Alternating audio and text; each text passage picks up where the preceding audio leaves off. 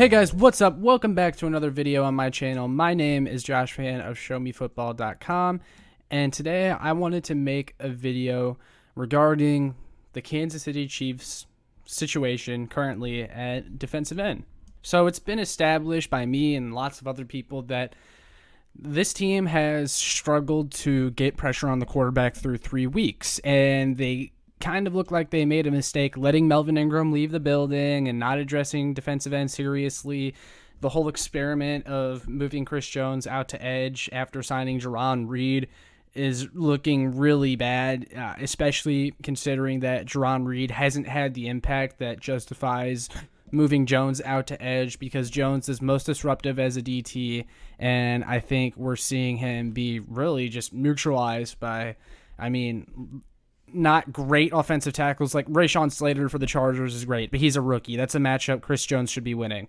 Alejandro Villanueva, he was terrible against the Raiders. That was a matchup Chris Jones should have been winning. And then Frank Clark, I've beaten that horse to death multiple times, and a lot of people criticize me because I have this axe to grind with Frank Clark, and I bring him up all the time, even when the situation doesn't have a ton to do with him.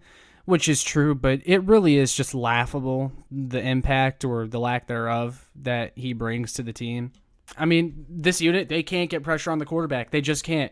Most of their sacks so far have come from either Chris Jones, absolutely dominating really just against the Browns, or coverage sacks or blitzes, sacks that really weren't earned by the defensive line. And once again, it's really frustrating that this continues to be the case when we said the exact same thing last season, and going into the offseason, this team needed help. They weren't getting to the quarterback. They weren't hitting home. Right now, currently, the Chiefs rank 29th in team sacks in the NFL.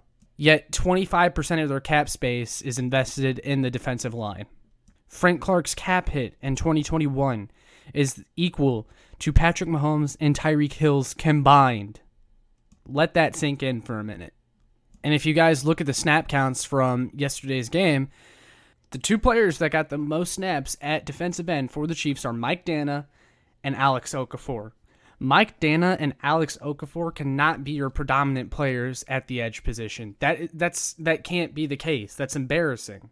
Alex Okafor looks completely washed, and Mike Danna, he's a solid rotational piece, but he led the team in pressures yesterday, and he shouldn't be your leader in pressures. And I would love to move Chris Jones back inside, but if you do that, who the heck's playing defensive end? Seriously. So this team needs to go out. They need to acquire defensive end, make a signing, make a trade, something.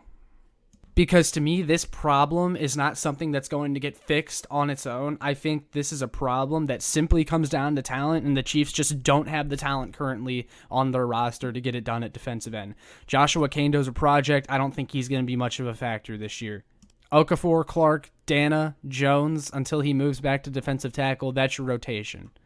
I also talked myself into Colin Saunders and Tershawn Wharton maybe taking the next step as pass rushers on this team, but let's be real. Those are nice rotational pieces. They're not that guy.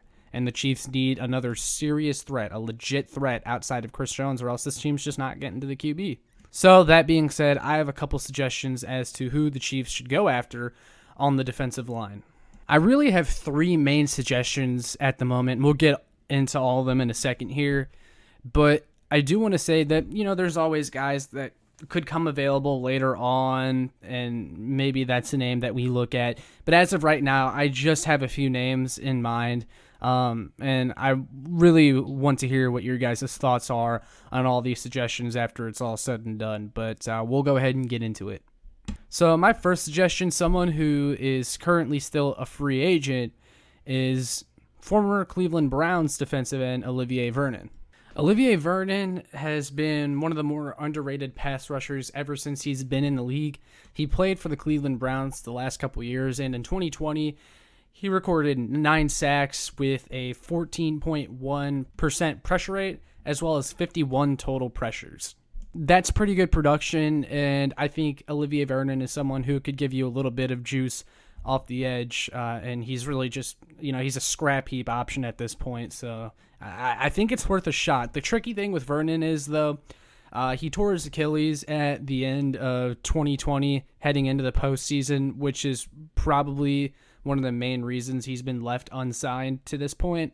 So he's about to be 31 years old in October, and he's coming off a torn Achilles, which is a pretty devastating injury for athletes. So it makes sense why he's been unsigned. But if your team is desperate as the Chiefs for pass rush, I mean, I say bring him in, at least for a workout. You don't even have to sign him right away. Just bring him in for a workout and see where he is physically.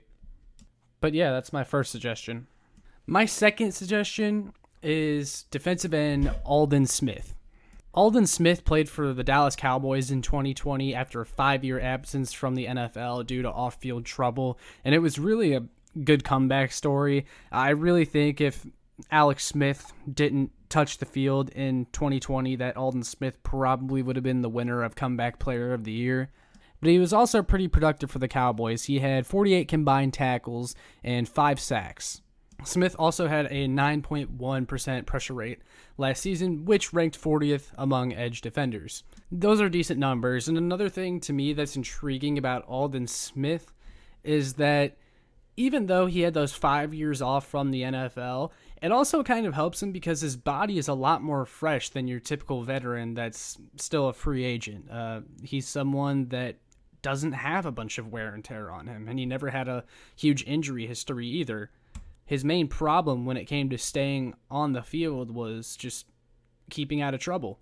Now, many of you are going to point out that Aldon Smith, was signed by the Seahawks briefly, and then he ended up getting arrested again for a battery charge off of the field, and then the Seahawks went ahead and released him after some time. And from what I understand, and look, I'm not reporting anything, I don't have the facts, but Aldon Smith posted on his social media after the report came out that there was a warrant out for his arrest, that what happened was his sister's boyfriend was being abusive, so he basically went and kicked the boyfriend's ass, which if that is the case, then, I mean, I don't really blame the dude, but unfortunately, he has to be able to prove that in a court of law to, lessen his punishment, really. So I don't know how that whole thing is going to play out, but let's just say he's exonerated. And by the way, one more thing I want to throw in there. If that's your reason for not signing him, if they are able to sign him, well, then you're going to have to also explain why the Chiefs brought in Frank Clark, who had a domestic violence history in his past, but that's none of my business, right? Anyway, if they're able to sign him, I think it would be an interesting move. I think Aldon Smith still has some to give. I mean, he plays really strong, and I think he has some edge-setting ability as well. He's always been a decent run defender, too, so I would definitely like to see Aldon Smith come in if, the Chiefs are desperate enough, and I think they are. Andy Reid has always been a coach who gives players second chances. And yes, I understand Aldon Smith is on more than just a second chance, but I'm talking about with the Chiefs organization specifically. The Chiefs, they've shown that they don't really care what you did all that much before you got there, but if you break the rules after you sign with the Chiefs, that's when they have a problem. I think the possibility is slight, but I think Aldon Smith is one of the more talented options still out there. All right, my third and final suggestion. Before I say this one, I want to credit Matt Vernon of Fansided. He brought this up on the Arrowhead Addict podcast for their post-game show yesterday after the loss to the Chargers. And this one I would be most intrigued by, I think, and it's a trade candidate. You don't see a lot of really capable edge players that just become available through trade. But if there's one team, one player that I think the Chiefs could make a deal with, it's Whitney Merciless, the defensive end for the Houston Texans. Even though the Texans have been surprisingly competitive early on, I don't think that's a team that's going to have a good season at all. They're going to miss the playoffs, and the Texans have shown that they're willing to ship off basically any veteran on their roster. They've done it with a lot of guys already, and I think they're about to head into a rebuilding stage, and there's just no reason they should plan to keep Whitney Merciless, who is 31 years old. Whitney Merciless has not been the most productive defensive end in the league by any means over the past few years. In 2020, he had just 4 sacks, and in 2019, the year before that, he had 7.5 sacks. But here's the thing. The Texans' plan was never for Whitney Merciless to be their number one pass rusher. It was always predicated around J.J. Watt being the number one guy and Merciless to be his pass rushing partner who can come in and do some damage when all the attention is on J.J. Watt. But with how often hurt J.J. Watt was, that left Whitney Merciless as basically one of the only guys there in Houston. But if you look at his numbers in games that J.J. Watt was playing, they're fantastic. He gets a lot of quarterback hits. He had a season where he had 22 quarterback hits and 7.5 sacks. He had 12 sacks in 2015. Now, I don't think he's quite the player. He's not a spring chicken by any means anymore. So he's not the same player that he was back then, but he can definitely give you some production. Like, what you're looking for is capable bodies. And Whitney Merciless is a capable body that can fill in snaps at defensive end. My point is Whitney Merciless wouldn't come in here to be your number one pass rusher. He'd be playing next to Chris Jones and Jarron Reed. I think that's a really good situation. I don't think Frank Clark is the defensive end that's going to be able to take advantage of playing with Chris Jones and Jarron Reed. I think you need one more just real good, decent pass rusher. And I think Whitney Merciless could fit that bill. And I think you could get him for like a 5th or 6th round pick. Honestly, I mean, the Texans, they've shown that they're willing to deal off basically anyone that's a veteran on that team. And Brandon Cooks is another guy. I know we're talking about defensive ends, but I think if the Chiefs were serious, they could pry Brandon Cooks away from the Texans easily for a mid-round pick. I mean, they did the same thing with Bradley Roby. I believe the Chiefs would also have to find a way to shed a little bit of salary if they want to bring in Whitney Merciless. He did restructure his contract recently, but I think if the Chiefs are willing enough to be aggressive and go and get someone, they could do it with Merciless.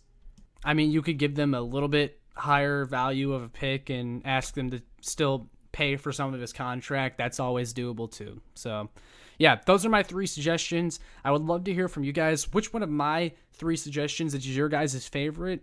And what do you guys think? Or is there anyone that you have in mind maybe that you would like to see the Chiefs pick up as a veteran pass rusher? Let me know in the comments. But all that being said, make sure you like, share, and subscribe so more Chiefs fans can find this. And make sure you check out my work on showmefootball.com and kckingdom.com. See ya.